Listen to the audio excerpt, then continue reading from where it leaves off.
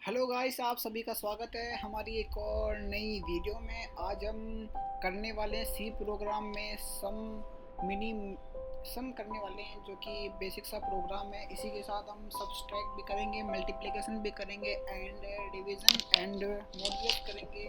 ये मॉड्यूलस क्या होता है? मॉड्यूलस बेसिकली हम a डिवाइडेड बाय b करते हैं तो उसका रिमाइंडर जो होता है उससे हम मॉड्यूलस कहते हैं। जो इसका साइन होता है, इसका साइन परसेंटेज का होता है। तो फर्स्ट ऑफ ऑल हम क्या करेंगे, हम फर्स्ट ऑफ ऑल अभी थोड़ा सा ये स्क्रीन को मैं सही कर लूँ।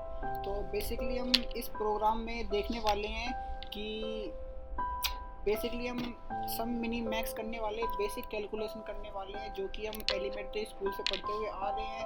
तो फर्स्ट ऑफ ऑल हम अपनी फाइल जो कि फोल्डर हमारा बेसिक सी लैंग्वेज, उसके अंदर हम एक फाइल क्रिएट कर रहे हैं कैलकुलेट डॉट सी। ये जो डॉट सी होता है ये आपको कंपाइलर के अकॉर्डिंग रखना पड़ता है। जो टर्बो होता है उसमें सी पी पी करते हैं, जो कि कंपाइलर में file dot C P P name जो भी आप चाहते हो उसका, और then write C P P. तो उससे हमारी फाइल सेव होती है, जो कि हमारा बेसिक कोड स्ट्रक्चर है। हमने प्रीवियस वीडियो में बताया था आपको कि हैशटैग इंक्लूड stdio, जो कि हमारी लाइब्रेरी है, और इस लाइब्रेरी में हमारे 70% लाइब्रेरी आती है। एंड जो प्रिंट स्कैन एफ है, हमने ये करना सीखा था, साथ में हम /n/t भी देखा था। तो फर्स्ट ऑफ ऑल हम प्रोग्राम लिख लिया है, लाइब्रेरी लिख ली अपनी, एंड वॉइड मेन लिख लिया है। हमने वॉइड ही क्यों लिखा? वॉइड का मतलब खाली होता है, नल होता है, जो कि हमने लास्ट वीडियो में भी आपको बताया था। इसमें क्या होता है, जो वैल्यू आती है वो कुछ वो स्टोर वैल्यू नहीं होती है। तो इसकी जगह हम इंटीजर भी रख सकते हैं, फ्लोट भी रख सकते हैं, एंड करेक्टर भी रख सकते हैं। करेक्टर रखेंगे केवल करेक्टर की वैल्यू को मतलब रिटर्न करती है। इंटीजर में वैल्यू रिटर्न होती है, इस वजह से हमको इंटीजर में वैल्यू मतलब लास्ट में हमको रिटर्न वगैरह लिखना पड़ता है। और फ्लोटिंग वैल्यू में अपन वैल्यू लिख सकते हैं, बट जो वैल्यू होती है ना वो फ्लोट में आती है, पॉइंटों में आती है, दशमलव में बोलते हैं, एंड पॉइंट में हमें आती है। तो फर्स्ट ऑफ ऑल हम सिंपल सम कैलकुलेट करने वाले हैं अपने इस प्रोग्राम में। तो फर्स्ट ऑफ ऑल हमने इनिशियलाइज कर दिया ए की वैल्यू, बी की वैल्यू, एंड सम को इनिशियलाइज कर दिया है हमने इंटीजर में। इंटीजर वैल्यू होती है जो कि हमारी 0 1 2 3 से स्टार्ट होती है, इसलिए हमने इसको इंटीजर में इसको रखा है। और सम को हम फिर इनिशियलाइज कर रहे हैं कि sum is equal to A plus B, क्योंकि हमने ए और बी को इंटीजर में ही फर्स्ट ऑफ ऑल हमने इनिशियलाइज कर दिया है। देन उसको हम सम को इनिशियलाइज कर रहे हैं कि ए प्लस बी होता है, और प्रिंट का करा रहे हैं परसेंटेज डी एंड सम। तो आप लोग देख सकते हैं कि सम हमारा आ चुका है 12, एंड आप लोग देख सकते हैं कितना इजीली हो गया है। अब मैं /n लगाने की वजह से कुछ नीड नहीं है, आंसर आप देख सकते हैं कि 12 आएगा। एंड अब हम क्या करें, अब हम इंटीजर है, अब ये प्रोग्राम में हम बेसिकली कुछ और करते सब करके देख देखते हैं। सब मतलब कि सब्सट्रैक्ट, अब ए में से बी जाएगा तो क्या आएगा? तो बेसिकली ए में से बी जाएगा तो 2 आएगा, ठीक है। अब ये जो इंटीजर है ना, इसकी जगह हम फ्लोट भी कर सकते हैं। सॉरी गलत हो गया, फ्लोट FLOAT, फ्लोट में जो कि हमारी डेसिमल वैल्यू मतलब प्रिंट होती है बेसिकली। तो हमने सम ले लिया। अब हम एक काम करते हैं, फर्स्ट ऑफ ऑल हम एक काम करते हैं, जो ये ए और बी की वैल्यू है इसे यूज़र द्वारा इनपुट कराते हैं। तो देखते हैं कि ये सम हमारा किस प्रकार से प्रिंट होता है, कैसे प्रिंट होता है। तो फर्स्ट हमने प्रिंट एंटर ए की वैल्यू कर लिया है, एंड सेमी कॉलन लगाना सबसे ज़्यादा इम्पोर्टेंट होता है। हमें किसी भी प्रोग्राम मतलब सी में हमें प्रोग्राम के में जब भी लास्ट वाला लाइन होती है उसमें सेमी कॉलन लगाना कंपलसरी होता है। तो इस चीज़ का आप लोग ध्यान रखना, ठीक है। देन हम अगेन प्रिंट करा रहे हैं बी की वैल्यू, एंड जो प्रिंट होता है ये प्रिंट होता है जो कि हमारे प्रिंटिंग के लिए काम आता है, और स्कैन होता है जो कि रीडिंग के लिए काम आता है, जो कि यूज़र द्वारा दी जाती वैल्यू। तो उसमें हम स्कैन को यूज़ करते हैं। और जो प्रिंट होता है, जो पहले से जो वैल्यू वैल्यू होती है, जो प्रिंट के अंदर जो वैल्यू होती है उसको प्रिंट कराने के लिए काम आता है, जो कि हमारी लाइब्रेरी studio.h में पहले से बताया रखा है। तो हमने ए और बी की वैल्यू प्रिंट करा ली। अब ए और बी की वैल्यू, फर्स्ट ऑफ ऑल ए की वैल्यू हम 10 करते हैं, देन बी की वैल्यू आ रही है अपनी 10 दोबारा कर देते हैं। तो सम करेंगे तो सम क्या आएगा, a प्लस बी 10 प्लस 10 करेंगे तो इज इक्वल टू 10 आएगा। एकदम बेसिक सी कैलकुलेशन हमारी कोड के रूप में हो गई है। अब स्लैश एन करके देखते हैं, जिससे क्या होगा कि हमारी नेक्स्ट लाइन में प्रिंट होगा। तो ये छोटे छोटे चेंज है, आप प्रोग्रामिंग जब भी करें तो छोटे छोटे चेंज करके करें, जिससे प्रोग्राम को देखने में अच्छा लगेगा। साथ में हमें और भी बहुत सारी चीज़ें एक्सप्लोर करेंगे और चीज़ें समझने में आसानी रहेगी। तो हमने कर लिया एंटर। ए फर्स्ट वैल्यू हमारी ये 10, बी की वैल्यू हमारी हो गई 7, सम आ गया हमारा 17। तो अब हम एक काम करते हैं, ये थोड़ा अलग अलग लग रहा है। अब एक काम करते हैं, जैसे एंटर ए है, फिर ए की वैल्यू ए के सामने हम प्रिंट कराते हैं। तो ये कैसे करेंगे, हम पहले प्रिंट करेंगे बाद में स्कैन करेंगे। ये आपको मैं इसलिए करा रहा हूँ ताकि आप लोग मल्टीपल चीज़ें देखें और चीज़ों से समझें हम कैसे कर रहे हैं। तो हमने ए की वैल्यू और बी की वैल्यू कर लिया, ठीक है। अब स्लैश एन, ठीक है, स्लैश एन तो नीचे लगा दिया इसलिए हमने उस कर दिया। अब ए की वैल्यू हमारी क्या हो गई, ए की वैल्यू हमारी हो गई सपोज 7 कर लिया हमने, ठीक है ना। और बी की वैल्यू हम 77 करते हैं। ये देन ये क्या हो रहा है, ये चलो एक बार डाल के दें वैल्यू, हम कुछ भी डाल लेते हैं, रैंडम वैल्यू डाल रहे हैं। तो 77, तो ये 84 हो रहा है, लेकिन हमने यहाँ पे परसेंटेज डी एक एक्स्ट्रा लगाया, आपने गौर किया हो तो।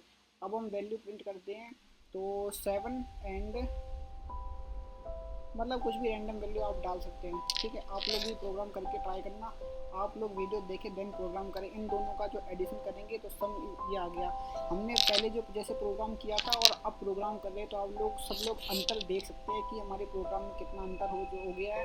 अब हम एक काम करते हैं, अब हम सब्सट्रैक्ट करते हैं। सब्सट्रैक्ट क्या होता है, किसी भी बिग वैल्यू में से स्मॉल को मतलब डिक्रीज करते हैं, घटाते हैं, है ना। सब्सट्रैक्ट करते हैं ए माइनस बी, तो ए माइनस बी करेंगे।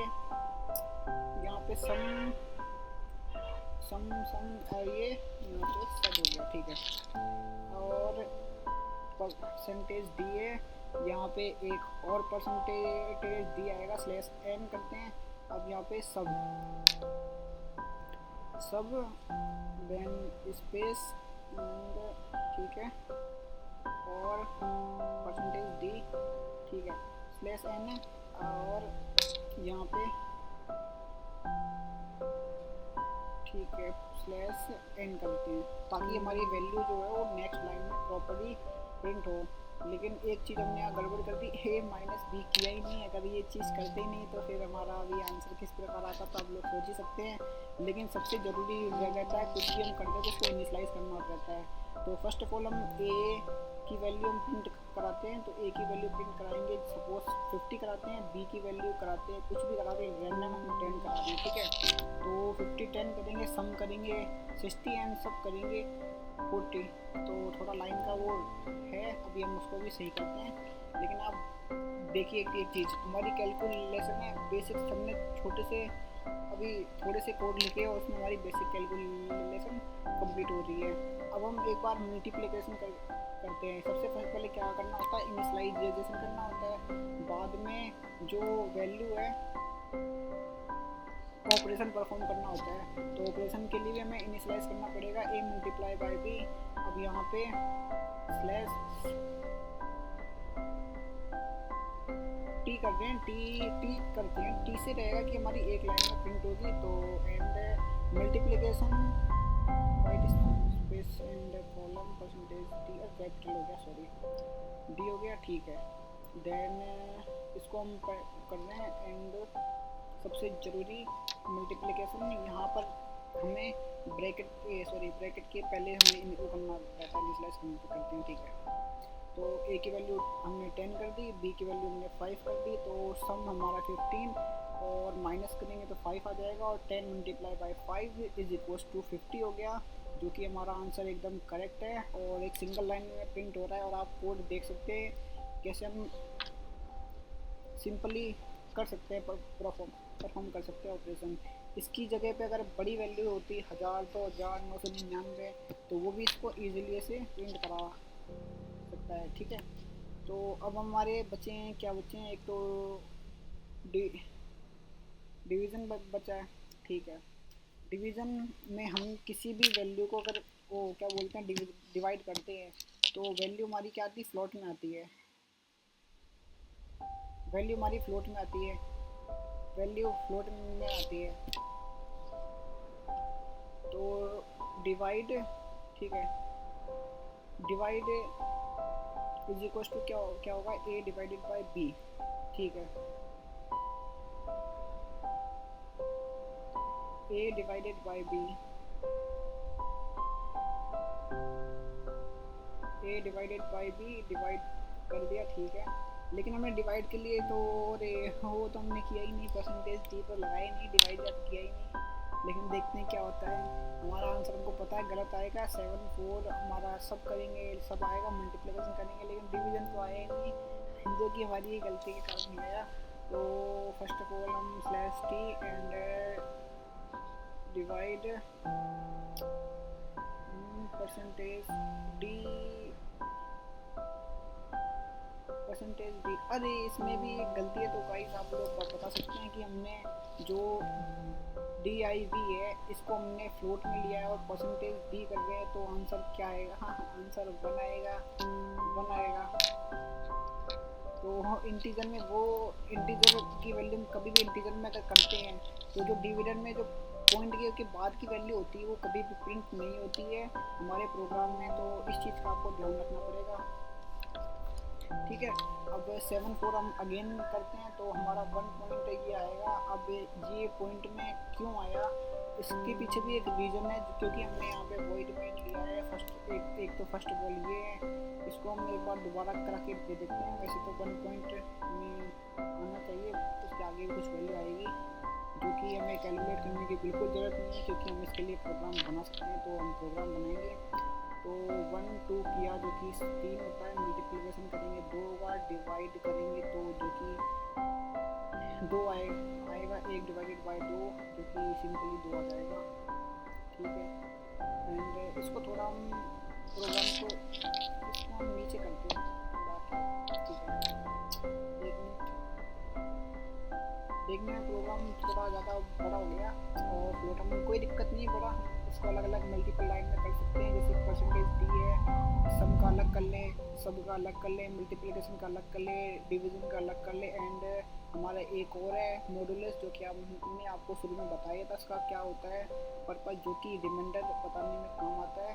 तो यहाँ पे आप साइड में देख सकते हैं, ए की वैल्यू 5 7 लास्ट टाइम थी, अब हम 3 और 3 करते हैं, तो हमारा 6 हो जाएगा, 3 में से 3 जाएगा 0 और 3 into 3 9, एंड डिवाइड करेंगे तो 3 divided by 3 is equals to 1 आएगा, जो कि कम्प्लीटली डिवाइड है और फ्लोट में हमारा आंसर बिल्कुल सही आ रहा है। लेकिन हम क्या कर रहे हैं, हम इसको अलग अलग प्रिंट भी करा सकते हैं, जिस वजह से हम एक काम करते हैं कि प्रिंट एफ करते हैं, जो कि हम नीचे करते हैं, अलग से करते हैं कि ये हम इसलिए कर रहे हैं ताकि आप लोग समझें कि हम एक लाइन में नहीं, हम मल्टीपल लाइन का यूज़ कर सकते हैं कोड लिखने के लिए और अलग कैलकुलेशन करने के लिए। कोड को छोटा करने के लिए हम कर सकते हैं एक लाइन में, कोई दिक्कत नहीं है, इससे कोई प्रॉब्लम नहीं होती कोड में। तो सिंपलीफाई और देखने में अच्छा लगता है, तो आप लोग की को जैसा अच्छा लगे वैसा आप करें। मेरे को तो फ़िलहाल ऐसा ही सही लग रहा है, तो हम इसमें थोड़ी बहुत चेंज करते हैं ताकि आपको नई नई चीज़ें सीखने को और मिले। तो ये तो काम हो गया हमारा, एंड अब कोड को हम रन कराते हैं। तो आप लोग देख सकते हैं कुछ भी रैंडम वैल्यू डालनी है, हम वापस 3 डाल रहे हैं, 2 डाल रहे हैं, 3 डिवाइडेड बाय 2 करेंगे तो जो कि 1 आएगा। ठीक है, एंड मल्टीप्लिकेशन 6 आएगा, सब हमारा 1 आएगा, एंड सम हमारा 5 आएगा, जो कि बिल्कुल सही है हमारा। एंड दोबारा हम कोड को रन करा के देखते हैं। तो आप लोग बहुत इंटरेस्टिंग चीज़ देखने को मिलेगी आपको, जो कि हमारा सम 18 माइनस का 4 आ रहा है, जो कि हमारे सब में आ रहा है, और मल्टीप्लिकेशन आप समझ ही सकते हैं कैसे हुआ, लेकिन हमारा डिवाइडेशन हुआ नहीं, इसलिए 0 में आ रहा है, क्योंकि 0 पॉइंट में आगे वैल्यू आने वाली है और हमने वॉइड यूज़ किया है। हम आपको आने वाले प्रोग्राम में इसके आगे की वैल्यू भी दिखाएंगे कैसे प्रिंट होती है। अभी आप लोग इतनी चीज़ देखिए। अब यहाँ पे हम एक लास्ट एंड फाइनल मॉड्यूलस का यूज़ कर रहे हैं, जो कि हमने फर्स्ट ऑफ ऑल इनिशियलाइज़ करना होता है, किसी भी प्रोग्राम में इनिशियलाइज़ करना होता है, लेकिन हमने पहले इसको प्रिंट कराने के लिए कर दिया, बाद में इनिशियलाइज़ कर रहे हैं। तो ऐसा आप लोग मत करिएगा, आप लोग पहले इनिशियलाइज़ करिएगा, ठीक है। And modulus a modulus b करूँगा, और हमने यहाँ पे सेमीकोलन नहीं लगाया, जो कि हमारी गलती है। ऐसी गलती हर कोई करता है, तो आप लोग प्लीज़ ध्यान दे देना, ऐसी गलती मत करना। तो एंड हम ए और बी की वैल्यू डालते हैं, 10 एंड 10 डालते हैं, जो कि आप लोग देख सकते हैं हमारा 20 और 0 100 मल्टीप्लिकेशन और 1 आएगा, और ये हमारा आया 0 आया, ठीक है।